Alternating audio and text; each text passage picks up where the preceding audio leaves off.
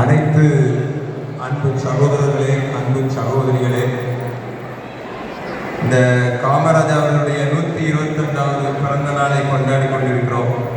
அதே வேளை அயனம்பாக்கம் சுற்று வட்டார நாடார் நல சங்கத்தின் குடும்ப விழாவையும் நம்ம கொண்டாடி இருக்கிறோம். இந்த மேடையில் உள்ள வீட்டிற்கு அனைத்து தலைவர்கள், செயலாளர்கள், பொருளாளர்கள் மற்றும் நிர்வாகிகள் அனைவரையும் நான் அன்போடு பாராட்டுகிறேன். இந்த வேளையிலே காமராஜருடைய சொந்தம் சிஸ்டர் அழகாக பேசினாங்க. நான் ஃபஸ்ட் டைம் அவங்களை தான் பார்க்குறேன். நல்லா அழகாக பேசுகிறாங்க. நான் இமான் பிரதர் நமக்கு அடிக்கடி தெரியும்.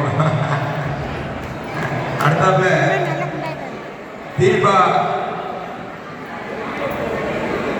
சங்கர் அவங்கள நான் இன்னைக்கு தான் மேடையில் பார்த்தேன். உண்மையிலே நல்ல ஒரு ப்ரோக்ராம் கொடுத்தாங்க.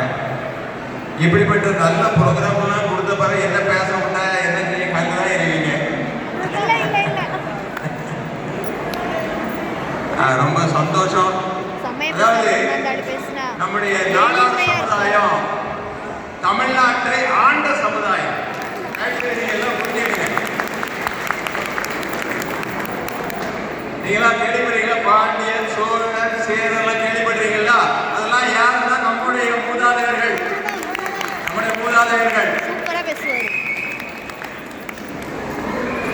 அதற்கு பின்னால வந்த அரசர்கள் சூழ்ச்சி செய்து நம்மளெல்லாம் கரிசல் காட்டுக்கு விரட்டிட்டாங்க. எங்க கரிசல் காடு இருக்கு. நம்முடைய கரிசல் காடு எது? ராமநாடு, திருநெல்வேலி, தூத்துக்குடி மாவட்டம் கரிசல் காடுகள். இங்கெல்லாம் நம்மளை விரட்டி கொண்டு தண்ணீராத இடத்துல கூட தள்ளிட்டாங்க.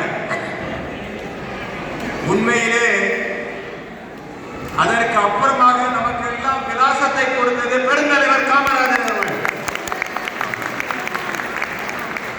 அதாவது நாடாருன்னு அப்படி மார்க்கத்தை சொல்றதுக்கு ஒரு பெரிய மனிதர் உருவானது நம்முடைய சமுதாயத்தில். அதான் பெருந்தலைவர் காமராஜர்.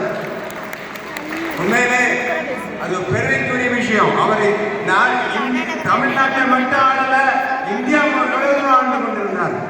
அவர் சொன்னதான் பிரைம் மினிஸ்டர். அந்த அளவுக்கு அவர் உயர்ந்திருந்தார். இன்னைக்கு அதுக்காக நம்ம பெருமை கொள்ள வேண்டும். இன்னொரு விஷயம் இந்த இடத்துல நான் பதிவு பண்ண விரும்புகிறேன். பெருந்தலைவர் காமராஜர் இருக்கிற வரைக்கும் 67 வரைக்கும் எங்கேயும் சாராய கடை கிடையாது, லஞ்சம் கிடையாது. கிட்டத்தட்ட 20,000 பள்ளிகளை திறந்து நடத்தின பெருந்தலைவர் காமராஜர்.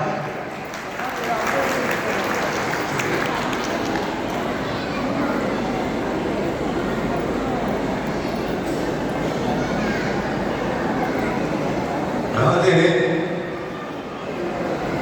பெருந்தலைவர் காமராஜர் நம்ம எப்படி எல்லாம் சொல்றேன்னா, அந்த வம்சாவளி எதுனா நாடாண்ட குடும்பத்திலிருந்து வந்த பெருந்தலைவர் காமராஜர். நாடாண்ட நம்மளாம் எதுவுமே நாடாண்டவங்க, நாட்டை ஆண்டவர்கள். அதுல வந்த வம்சாவளியில வந்தவர் தான் பெருந்தலைவர் காமராஜர்.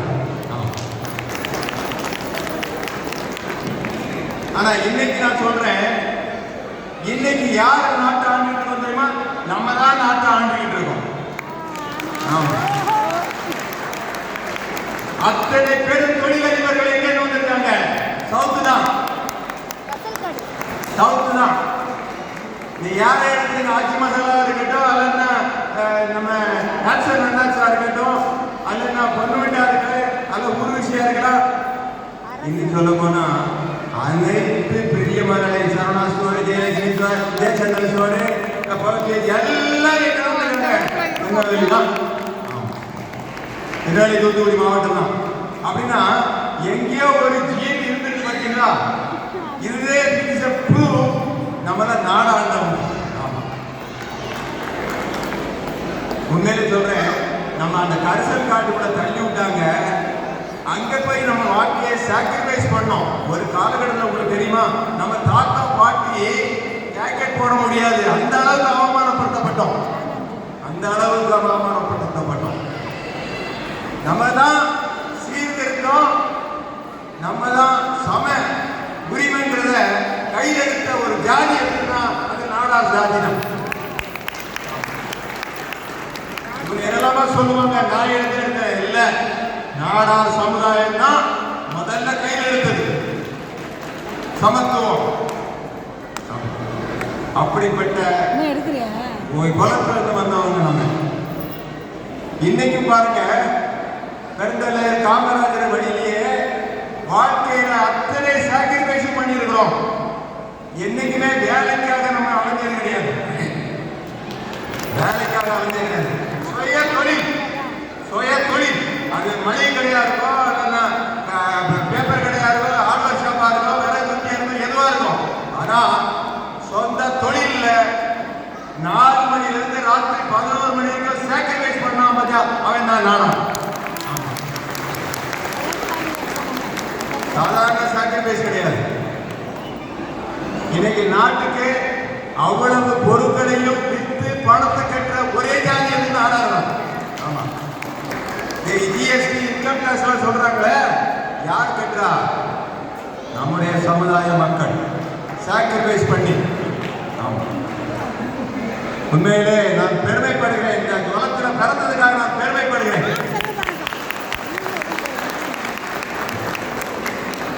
என்னுடைய வேண்டுகோள் எல்லாம் உங்களுடைய பிள்ளைகளெல்லாம் நல்லா படிக்க வைங்க. நம்ம உலகத்தை ஆள வேண்டியவங்க. இந்தியா இல்ல, உலகத்தை ஆளலாம். எல்லா ரோபோட்டிக்ஸ், இன்டெலிஜென்ஸ், ஆர்டிபிஷியல் இன்டெலிஜென்ஸ் எல்லாத்தையும் நல்லா படிக்க வைங்க. பிள்ளைங்க என்னெல்லாம் படிக்கணும்னு ஆசைப்படுறாங்களோ நல்லா படிக்க வைங்க. நிச்சயமா சொல்றேன்.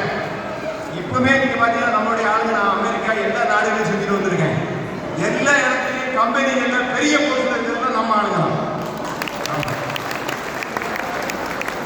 அதனால உங்க பிள்ளைங்க என்ன படிக்கிறாங்களோ படிக்கணும். இப்ப நீங்க பாருங்க, இந்த இமானுவேல் இந்த தீபா சிஸ்டம் கண்டு பெருமைப்படுறேன்.